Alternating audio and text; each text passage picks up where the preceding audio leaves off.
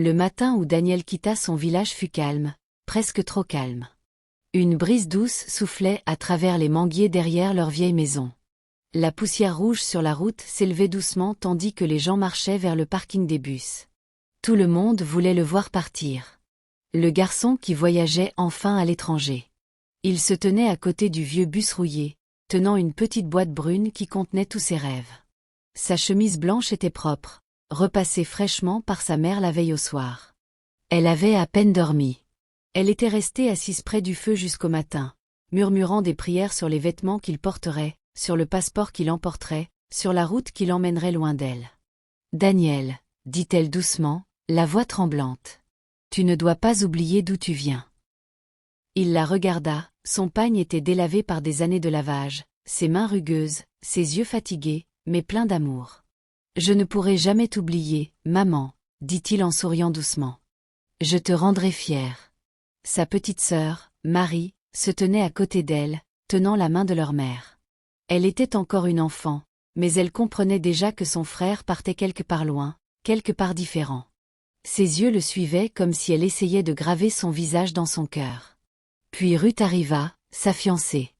Ses pas étaient doux, mais son visage était lumineux. Elle était belle, sa peau brillait sous le soleil matinal. Le cœur de Daniel se remplit rien qu'en la voyant. Elle sourit et dit « Tu vas être parti longtemps, Daniel. Ne m'oublie pas. » Il rit légèrement. « Comment pourrais-je oublier la femme qui possède mon cœur ?» Le chauffeur du bus démarra le moteur. Il toussa une fois, 2 fois. Les gens crièrent des au revoir. Les mères agitèrent des pagnes en l'air. Les enfants coururent après le bus alors qu'il commençait à bouger. Daniel se pencha par la fenêtre, la main tendue vers sa mère. Elle courut quelques pas, les larmes coulant sur son visage. « Va bien, mon fils, » cria-t-elle. « Va et deviens quelqu'un. » Le bus s'éloigna lentement, l'emportant loin de tout ce qui lui était familier. Les rires, la poussière, les petits rêves du foyer. À l'étranger, la vie n'était pas ce qu'il avait imaginé. Les premiers mois furent lumineux. Il envoya des photos à la maison. Sa mère dansa de joie quand elle reçut sa première lettre. Ruth dit fièrement à ses amis, « Mon fiancé est en ville maintenant. » Mais petit à petit, tout commença à changer. L'homme qui l'avait parrainé mourut soudainement. Les factures de loyer arrivèrent vite. Les emplois étaient durs à trouver. Certains jours, Daniel mangeait une seule fois. Certaines nuits, il dormait dans un coin de la chambre d'un ami. L'hiver arriva, froid et long. Ses mains se fendillèrent à force de laver la vaisselle dans la cuisine d'un restaurant. Ses chaussures se déchirèrent. Ses yeux s'enfoncèrent plus profondément dans le silence. Il écrivait moins souvent à la maison. Les appels devenaient plus courts. La voix de sa mère demandait toujours « Est-ce que tu vas bien, mon fils ?» Il répondait toujours « Oui, maman. » Mais c'était un mensonge. Ruth aussi changea. Ses messages devinrent moins nombreux. Sa voix plus froide. Un soir, elle dit « Les gens n'arrêtent pas de demander quand tu reviendras. Je ne sais même plus quoi leur dire. » Daniel ne répondit pas. Il dit seulement doucement « Tiens bon encore un peu. » Mais même lui ne savait plus quand ce « un peu » finirait. Les années passèrent. Il termina ses études, mais il n'y avait pas d'emploi, pas de percée. Ses poches étaient vides, mais son âme était lourde. Quand il se regardait dans le miroir, il voyait un homme qui avait porté l'espoir trop longtemps. Un matin, il se tint près de la fenêtre, regardant le ciel pâle de la ville. Il murmura pour lui-même, « Il est temps de rentrer à la maison. » Il ne le dit pas avec joie. Il le dit comme un homme rentrant d'une guerre qu'il n'avait jamais gagnée. Quand il embarqua enfin dans l'avion, il ne portait qu'un sac déchiré et un cœur silencieux. Il n'avait pas de cadeaux, pas de beaux vêtements, pas de succès à vanter. Il n'avait que des souvenirs. Le voyage de retour fut long et silencieux. Et quand il descendit du bus à la porte du village, les gens regardèrent, mais personne ne le reconnut. Son pantalon était usé. Ses sandales étaient vieilles. Son visage avait changé. Pourtant, au fond de lui, Daniel portait un secret que personne ne pouvait voir. Il était rentré non pas comme l'homme pauvre qu'il se moquerait, mais comme un milliardaire silencieux, prêt à voir qu'il aimait vraiment quand il n'y avait plus rien à gagner. Le soleil était déjà haut quand Daniel atteignit la cour de sa famille. L'air sentait la poussière et les feuilles sèches. Il s'arrêta un moment près du vieux manguier à la porte, le même endroit où il s'asseyait enfant, mangeant du maïs grillé avec Marie et riant de rêves qui semblaient autrefois possibles. Tout semblait plus petit maintenant. La clôture avait des fissures. Le toit avait rouillé. La maison semblait fatiguée, tout comme les gens à l'intérieur. Il posa son sac lentement sur le sol. Sa chemise collait à sa peau à cause de la longue marche. Pendant quelques secondes, il resta immobile, incertain de ce qu'il devait faire. Puis, avec des mains tremblantes, il poussa la porte. Elle grinça bruyamment, le genre de bruit qui vous rappelle combien de temps vous avez été absent. Sa mère était dans la cour, lavant des vêtements dans un vieux bol en plastique.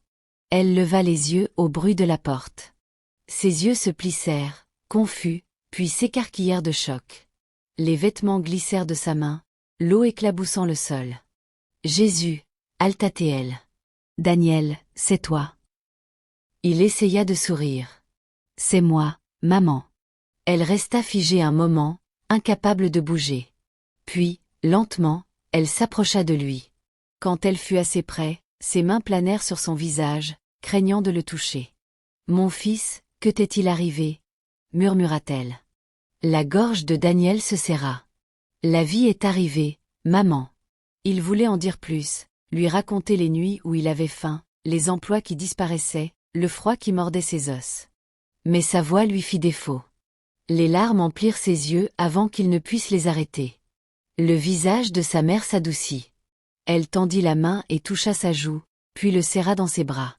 Il la serra fort comme un enfant à nouveau, et pendant un bref instant, le monde sembla sûr. Mais la sécurité ne dure jamais longtemps. Une porte s'ouvrit derrière eux. Sa petite sœur Marie sortit, tenant une assiette de nourriture. Quand elle vit Daniel, elle se figea. « Frère Daniel », dit-elle incrédule. Il hocha la tête. « C'est moi. » Elle le regarda longtemps, ses chaussures usées, ses mains rugueuses, son vieux sac. Son sourire s'effaça. « Tu as l'air différent, » dit-elle doucement. Avant qu'il ne puisse répondre, une voix aiguë vint de l'intérieur de la maison. « Qui est là, Marie ?» C'était son oncle, l'homme qui avait emménagé dans leur maison après la mort de son père. Un homme fier avec peu de bonté. Il sortit, s'essuyant la bouche du revers de la main. Quand il vit Daniel, son visage se tordit. « Alors, tu es de retour, » dit-il. « Et c'est comme ça que tu reviens, l'air d'un mendiant. » Daniel déglutit difficilement. « Bon après-midi, monsieur. »« Ne me dis pas bon après-midi, » aboya l'homme. « Tu es parti à l'étranger. Tu as promis de changer nos vies. Tu as promis de reconstruire cette maison. Regarde-toi maintenant. » Il cracha par terre. « Que représentes-tu pour nous maintenant ?» Marie détourna le regard. Sa mère essaya de parler, mais l'homme la coupa. « Tu ferais mieux de ne pas apporter la honte dans cette maison, femme. Les gens nous ont déjà ri au nez pour avoir fait confiance à un rêveur. » Daniel resta silencieux. Il ne riposta pas. Il regarda seulement sa mère. Ses yeux pleins d'une excuse silencieuse, et hocha légèrement la tête. « C'est bon, maman. Je suis juste rentré à la maison. » L'homme ricana. « Alors trouve un autre endroit où rester.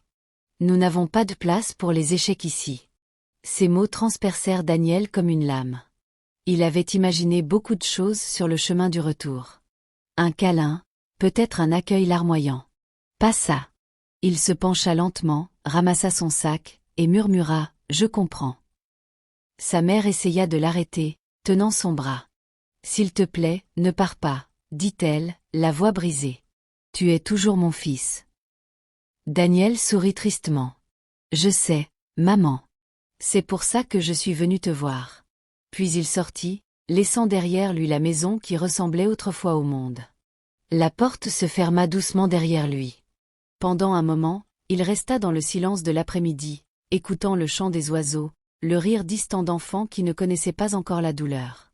Il leva les yeux au ciel, murmurant pour lui-même « Maintenant, je sais où j'en suis. » Et tandis qu'il descendait la route poussiéreuse, la seule chose qui le suivait était son ombre. La route s'étendait longue et poussiéreuse. Le soleil de l'après-midi pesait lourd sur les épaules de Daniel, tandis qu'il s'éloignait de la maison qui ne ressemblait plus à un foyer. Ses vieilles sandales claquaient faiblement contre le sol, soulevant de petits nuages de poussière rouge qui collaient à ses pieds. Il n'avait nulle part en tête. Seul le bruit de ses propres pas lui tenait compagnie. Tous les quelques pas, il jetait un regard en arrière. Pas parce qu'il espérait que quelqu'un l'appelle, mais parce que le silence derrière lui faisait plus mal que la route devant. Le village ressemblait au même, mais différent. Les mêmes petites boutiques, les mêmes enfants courant avec de vieux pneus. Mais la façon dont il le regardait, ça c'était nouveau. Les murmures le suivaient comme des ombres. N'est-ce pas Daniel qui est parti à l'étranger? Hein? Il est revenu comme ça. Regardez ses vêtements? Mon Dieu, la vie peut changer une personne. Il entendait chaque mot, mais il continuait à marcher. Son cœur s'était déjà brisé une fois ce matin. Il n'avait pas besoin d'une autre entaille. Il marcha jusqu'à ce que ses jambes commencent à trembler. La faim se tordait silencieusement dans son estomac. Il n'avait pas mangé depuis le matin. Il s'arrêta près d'un petit étal en bois au bord de la route, le genre qui vendait des arachides, des oranges et de l'eau en sachet. Une jeune femme était assise derrière l'étal, s'éventant avec un morceau de carton. Son visage luisait de sueur, mais il y avait de la paix dans ses yeux. Le genre de paix qui ne dépend pas de ce qu'on possède. Quand elle le vit, elle se redressa. « Bon après-midi, monsieur », dit-elle poliment. Daniel hésita. Il était habitué à ce que les gens froncent les sourcils ou fassent semblant de ne pas le voir. Son simple salut le prit au dépourvu. Il sourit faiblement. « Bon après-midi ». Il fouilla dans sa poche, sortit quelques billets froissés, et demanda doucement. « S'il vous plaît, combien pour une tasse d'arachide ?» « 100 Néra, dit-elle, en versant dans un petit sac en nylon.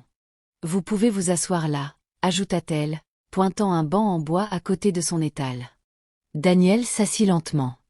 Le banc grinça sous son poids. Il prit le sac, murmura « merci » et commença à manger en silence.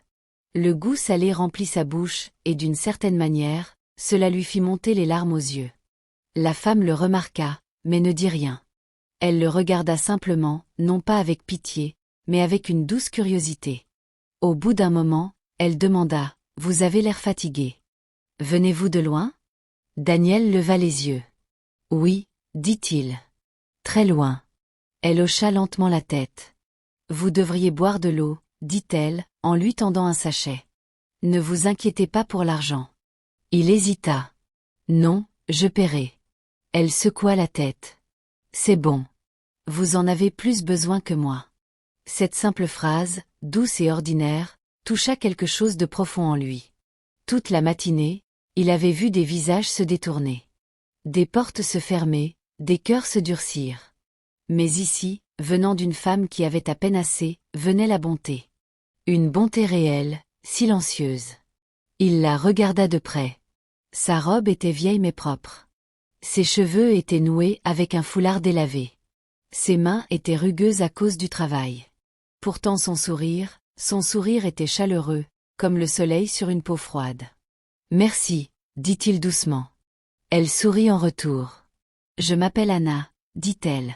« Les gens ici m'appellent juste la fille aux arachides. » Daniel hocha la tête. « Je suis Daniel. »« Enchanté, Daniel. » Elle dit, « Vous avez l'air d'avoir traversé beaucoup de choses. » Il rit faiblement. « On peut dire ça. » Elle ne posa pas de questions. Elle ne pleura pas. Elle resta simplement assise là, pelant des oranges et fredonnant doucement. Le son de sa voix se mélangeait au bruissement des feuilles au-dessus. Et pour la première fois depuis longtemps, Daniel ressentit une étrange paix s'installer sur lui. Ils ne parlèrent pas beaucoup après cela, mais quand le soleil commença à descendre et que le ciel devint doré, Anna rangea ses marchandises dans un petit sac.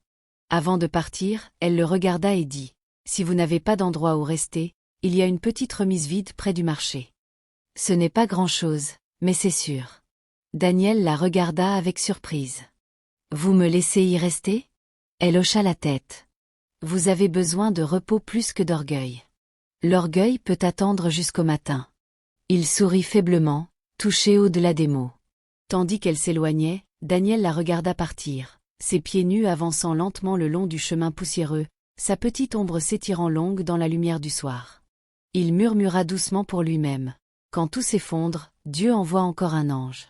Et tandis que le vent soufflait doucement sur la route, Daniel resta assis là, un homme pauvre à l'extérieur, mais tranquillement riche de gratitude à l'intérieur. Le lendemain matin arriva calmement. L'air était frais.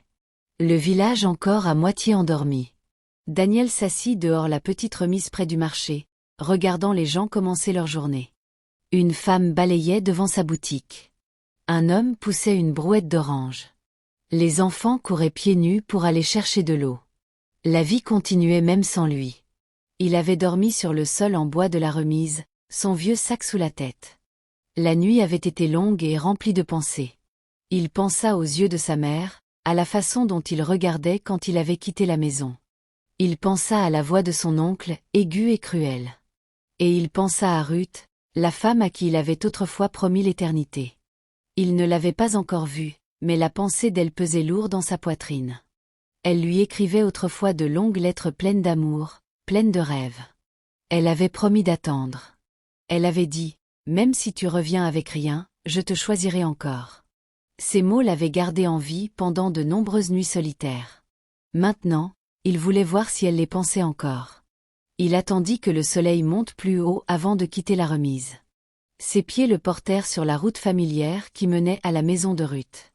En chemin, les gens le regardèrent à nouveau. Certains murmuraient. Quelques-uns souriaient poliment. La plupart détournaient le regard, mais il continuait à marcher lentement, silencieusement, comme un homme qui ne craignait plus ce que les autres pensaient. Quand il atteignit sa cour, il s'arrêta à la porte. Les fleurs qu'elle avait autrefois plantées étaient encore là, fleuries et brillantes. Il sourit faiblement, se souvenant du jour où ils les avaient plantées ensemble. Il resta longtemps avant de frapper. Un jeune garçon ouvrit la porte, le regarda de haut en bas, et fronça les sourcils. « Qui cherchez-vous » ? « Ruth, » dit Daniel doucement. « Dites-lui que Daniel est là. » Le garçon hésita, puis cria vers la maison, « Un homme vous demande. » Quelques secondes plus tard, Ruth sortit. Elle était habillée proprement, un chemisier ajusté, des boucles d'oreilles en or, une douce lueur sur sa peau. Elle était aussi belle que dans ses souvenirs. Mais quand ses yeux rencontrèrent les siens, son visage changea.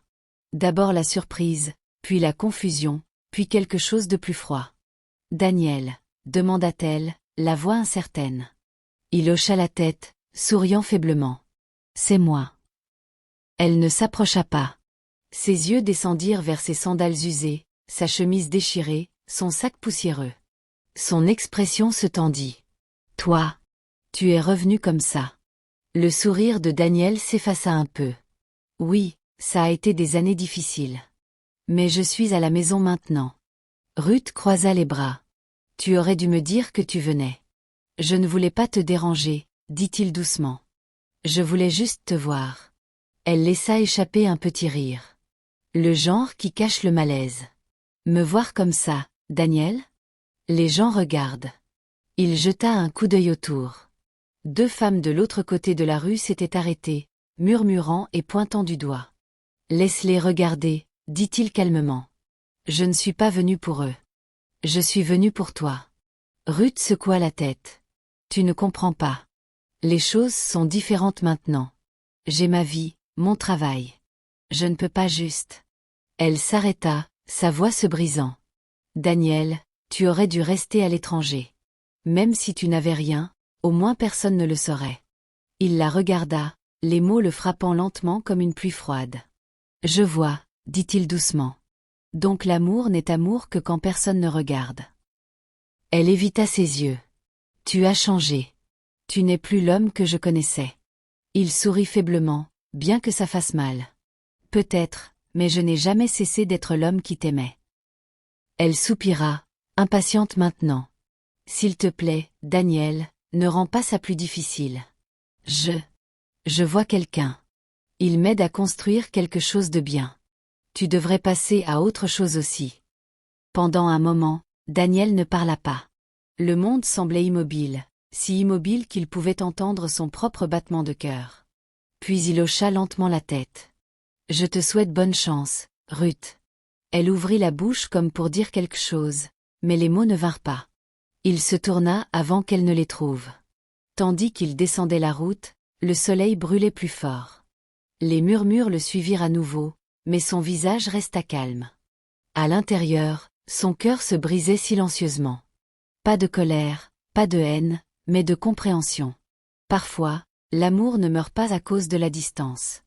Il meurt parce que les gens oublient ce que signifie l'amour quand le confort appelle leur nom.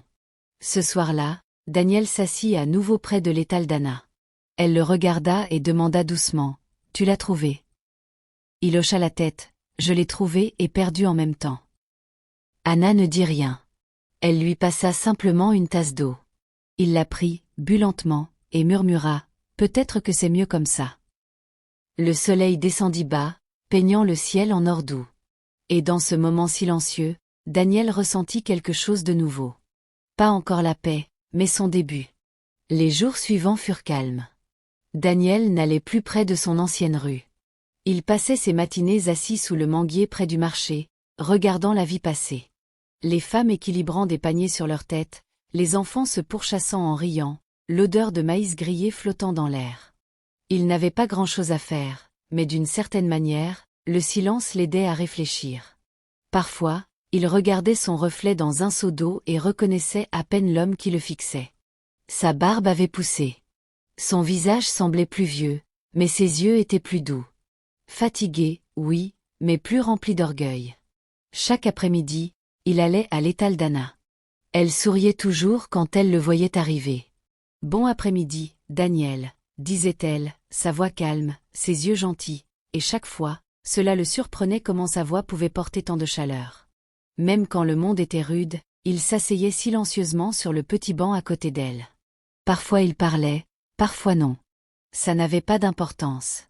La paix entre eux disait plus que les mots ne pouvaient. Un après-midi, le ciel devint gris et une légère pluie commença à tomber. La plupart des vendeurs coururent couvrir leurs marchandises, mais Anna resta. Elle couvrit son plateau d'arachides avec un morceau de nylon et sourit à Daniel. « On dirait qu'on va se mouiller. » Daniel rit doucement. Le premier vrai rire depuis longtemps. « Ce n'est que de la pluie, » dit-il.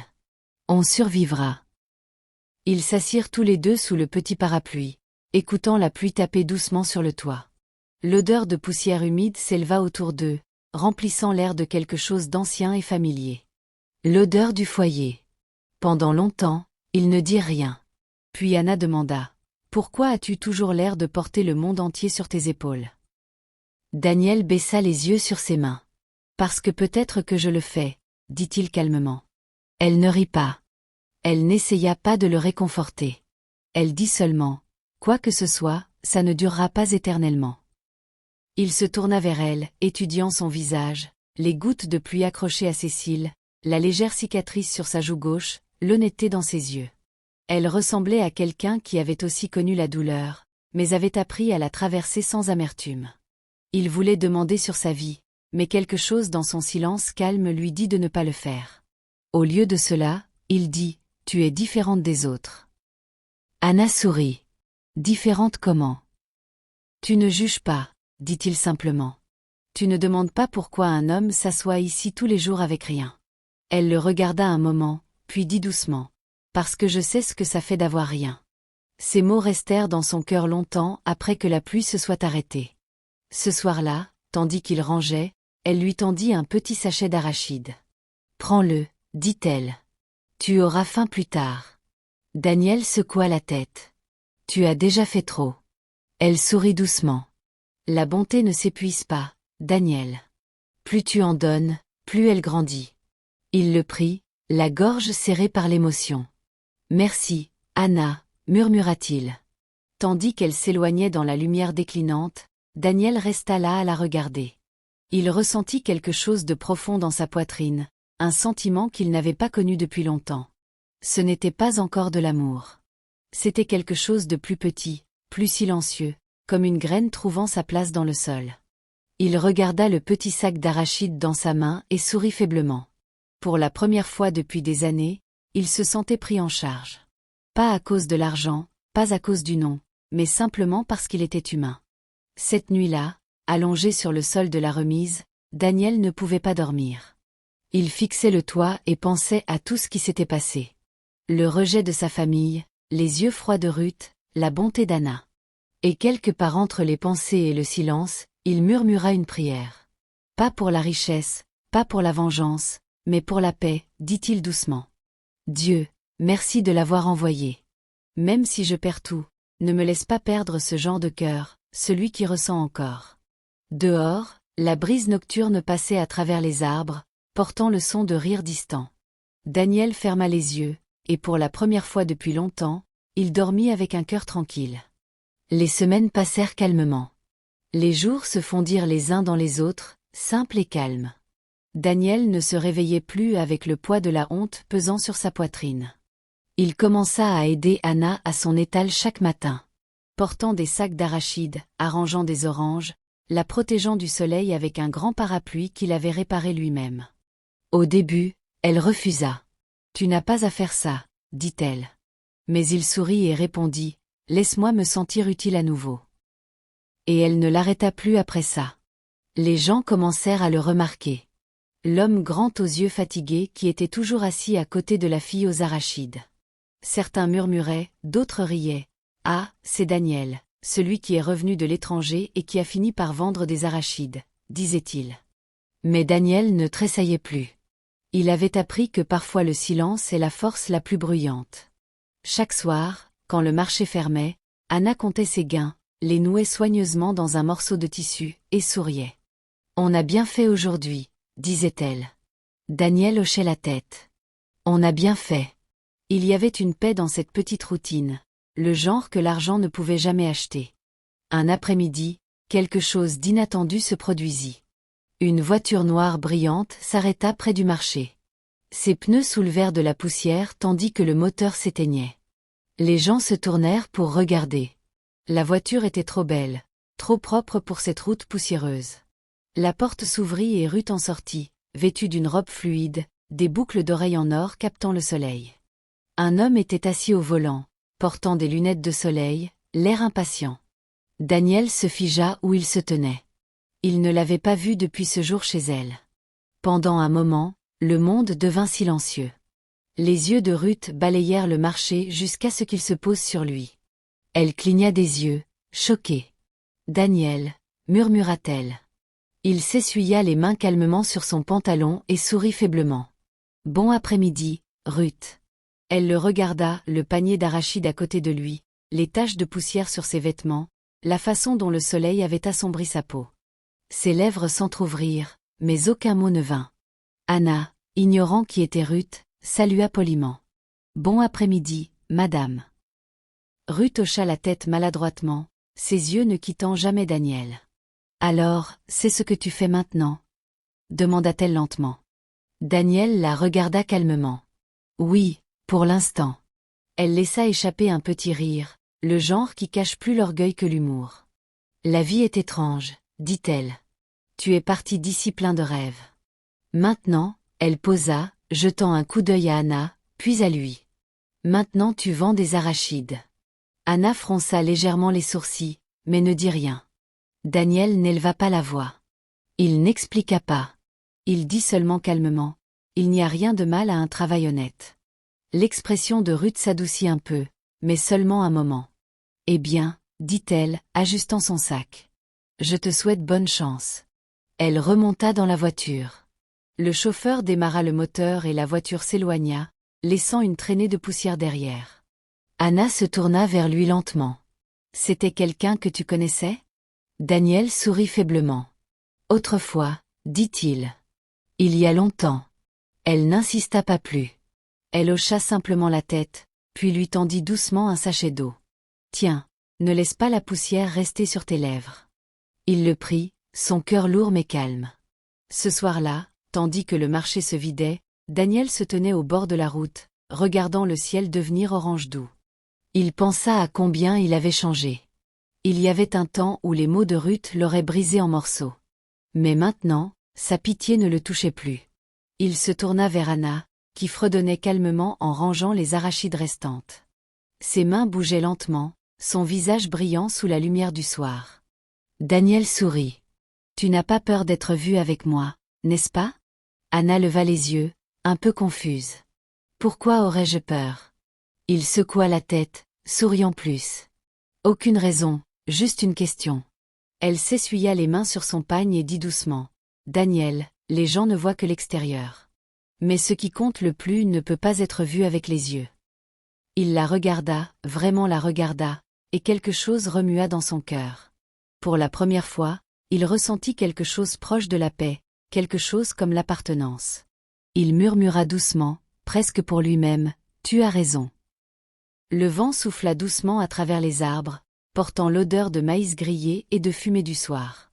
Daniel regarda la lumière déclinante et réalisa que peut-être, juste peut-être, son retour à la maison n'était pas une erreur. Peut-être était-ce un test, non pour les autres, mais pour lui-même. Et cette nuit-là, allongé dans la petite remise, il sourit calmement dans le noir. Pas parce qu'il était riche ou pauvre, mais parce que pour la première fois depuis des années, il se sentait vraiment vivant. Le soleil du matin se leva calmement, doux et doré. Le marché se réveillait à peine. Les femmes installaient leurs étals, les hommes poussaient des chariots, l'air rempli de bavardages et de bruissements de feuilles. Daniel arriva tôt comme toujours. Il balaya autour de l'étal d'Anna, arrangea les plateaux en bois, et alla chercher de l'eau au forage proche. Le rythme simple du matin était devenu sa paix. Anna arriva bientôt, portant un panier sur la tête. Son visage brillait d'une force tranquille, le genre qui ne s'efface pas avec les difficultés. Quand elle vit Daniel déjà en attente, elle sourit. « Tu es là avant moi encore », dit-elle en taquinant. Il rit doucement. Je n'arrivais pas à dormir. Le matin était trop beau pour le gaspiller. Elle secoua la tête.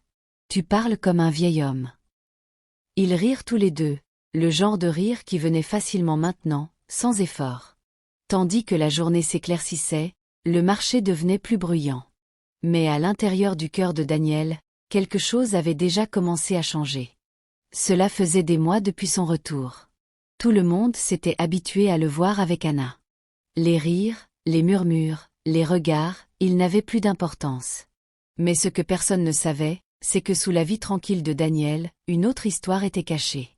Une que personne n'aurait pu deviner. Avant de quitter la ville à l'étranger, les choses avaient changé. Un homme pour qui il avait travaillé autrefois, un homme d'affaires âgé nommé Monsieur Harold, était tombé malade. Daniel s'était occupé de lui quand tout le monde s'était éloigné. Le vieil homme, touché par sa loyauté, avait laissé Daniel en charge de ses actions de société et de son domaine après sa mort.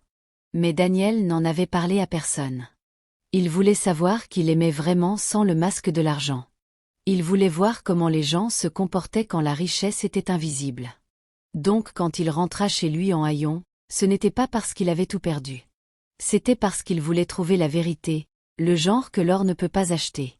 Et maintenant, assis à côté d'Anna, l'écoutant parler de ses rêves d'ouvrir une petite boutique, il connaissait sa réponse. Elle l'avait aimé sans savoir qui il était. Elle avait donné sans attendre rien en retour. Cet après-midi-là, Daniel la regarda longuement. « Anna », dit-il doucement. Elle se tourna vers lui. « Hachem. Si tu pouvais avoir n'importe quoi dans ce monde, demanda-t-il. Qu'est-ce que ce serait ? » Elle sourit faiblement. « La paix, dit-elle. Je veux juste une petite maison où je peux dormir sans m'inquiéter pour demain. C'est tout. » Daniel hocha lentement la tête. « Tu l'auras un jour. » Elle rit doucement. « Ne promets pas ce que tu ne peux pas donner. » Il sourit, mais ses yeux disaient quelque chose de plus profond. « Peut-être que je le peux déjà. » 2 jours plus tard, Daniel partit tôt le matin. Il ne dit pas à Anna où il allait. Il prit un bus pour la ville proche où il rencontra son avocat, le même homme qui avait géré le domaine de Monsieur Harold. Ils parlèrent pendant des heures, passant en revue les plans et les documents qui attendaient le mot de Daniel. Le soir, quand Daniel revint, il avait l'air le même, toujours dans ses vêtements simples, mais quelque chose dans ses yeux avait changé. Anna le remarqua le lendemain quand il vint à l'étal tenant une petite enveloppe brune. « Qu'est-ce que c'est ? » demanda-t-elle. Il la lui tendit. « Ouvre-la. » Elle hésita, puis déplia lentement les papiers à l'intérieur. Ses mains tremblèrent en lisant. C'était un document de terrain, son nom écrit clairement en haut. « Daniel, qu'est-ce que c'est ? » murmura-t-elle.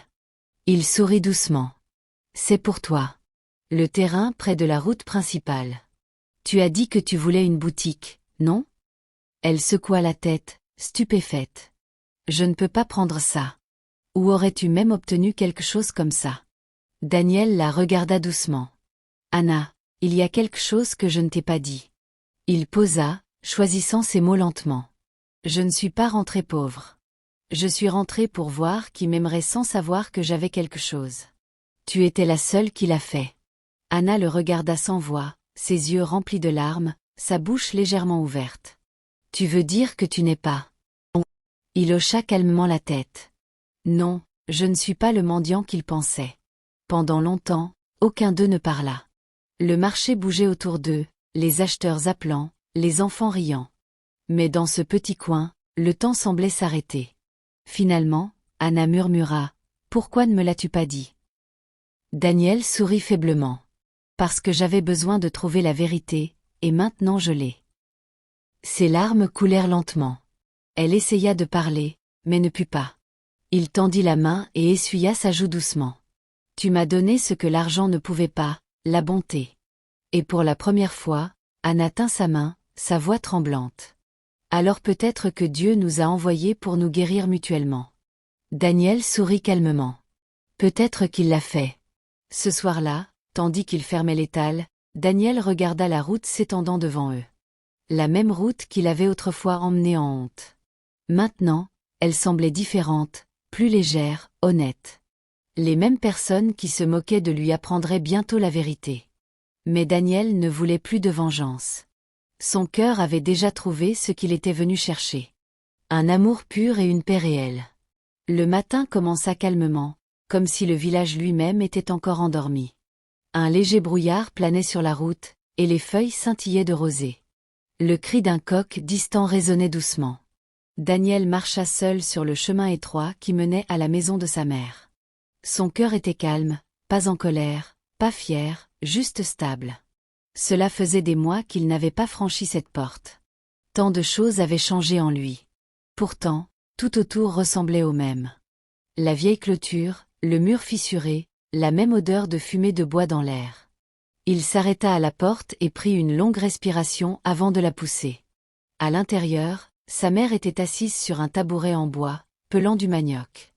Ses mains tremblaient un peu avec l'âge. Quand elle le vit, elle lâcha le couteau.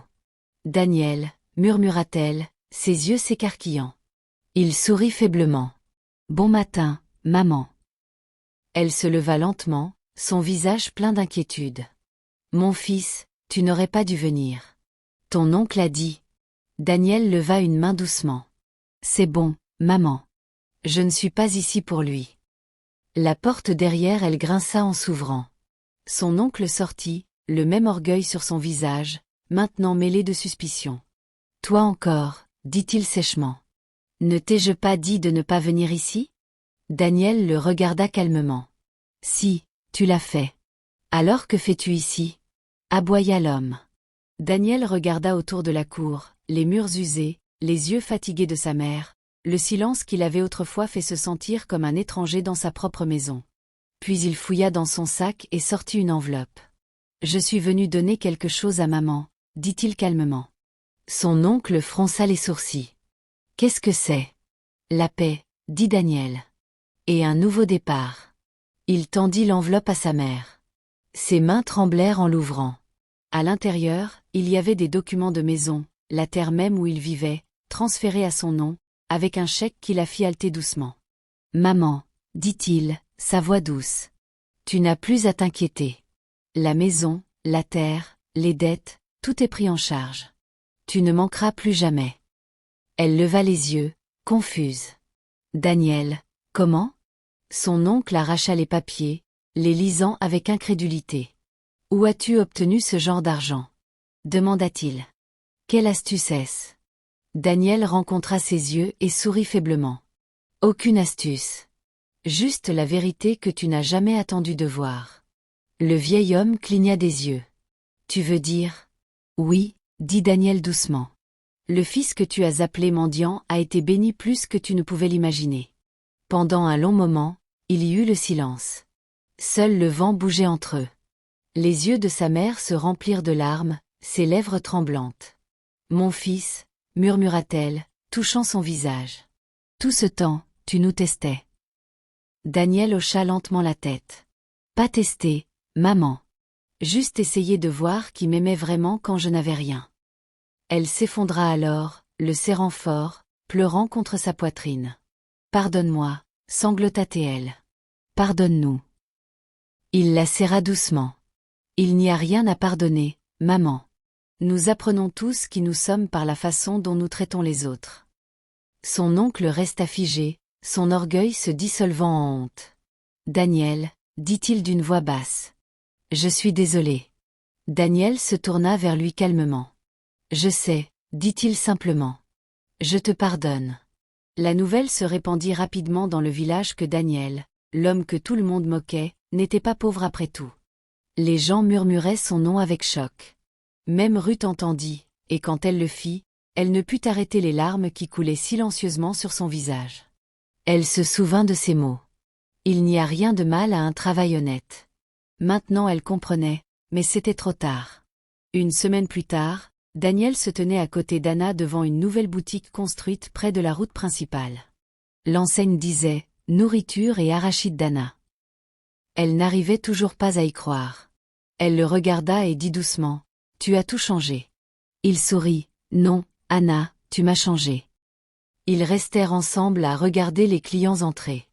Les rires autour, la vie qui avait grandi de la bonté. La même route qui avait autrefois porté Daniel à la maison en haillons brillait maintenant sous le soleil du matin. Les mêmes yeux qui l'avaient autrefois moqué le regardaient maintenant avec une admiration silencieuse. Mais Daniel ne se souciait pas de leurs louanges. Il avait trouvé quelque chose de bien plus riche. Tandis que le vent effleurait doucement leur visage, il se tourna vers Anna et dit « Quand je suis rentré, je pensais avoir tout perdu. Mais j'ai trouvé la seule chose que je cherchais vraiment. » Anna sourit, ses yeux brillants. « Qu'est-ce que c'est ?» Il la regarda longuement, stable, honnête. Un cœur qui croit encore en la bonté.